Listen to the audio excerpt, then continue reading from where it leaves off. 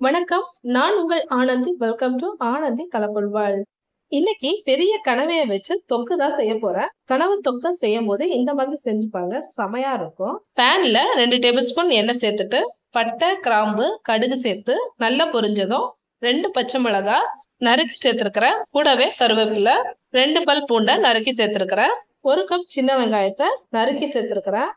சின்ன வெங்காயத்துக்கு பதிலா பெரிய வெங்காயத்தையும் சேர்த்து செய்யலாம். ஆனா சின்ன வெங்காயம் சேர்த்தாதான் ருசி அதிகமா இருக்கும்.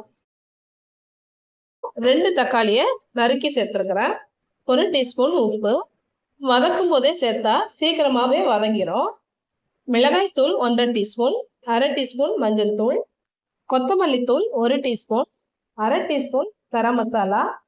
எல்லாத்தையும் நல்லா வதக்கினதுக்கு அப்புறமா சுத்தம் பண்ணி வச்சிருக்கிற கனவையை சேர்த்துட்டேன். எல்லாத்தையும் நல்லா கலந்து விட்டுட்டு அடுப்பை லோ ஃப்ளேம்ல வச்சு மூடி போட்டுட்டேன். தண்ணியே சேர்க்கல, பாருங்க எவ்வளவு தண்ணி வந்திருக்கு. இந்த தண்ணி நல்லா வத்துற வரைக்கும் நல்லா வதக்கி விட்டுட்டே இருக்கணும். எண்ணெய் நல்லா பிரிஞ்சு வந்துட்டு இருக்கு. கடைசியா 1/2 டீஸ்பூன் நல்ல மிளகுத்தூளும் கொத்தமல்லி இலையும் நறுக்கி சேர்த்துருக்கிறேன். அவ்வளவுதாங்க, கனவத்தொக்கு சூப்பரா ரெடி ஆகிடுச்சு. இனி சூடு சாதத்துல இந்த கனவத்தொக்கை பிசைஞ்சு சாப்பிட்டா அவ்வளவு சூப்பரா இருக்குங்க.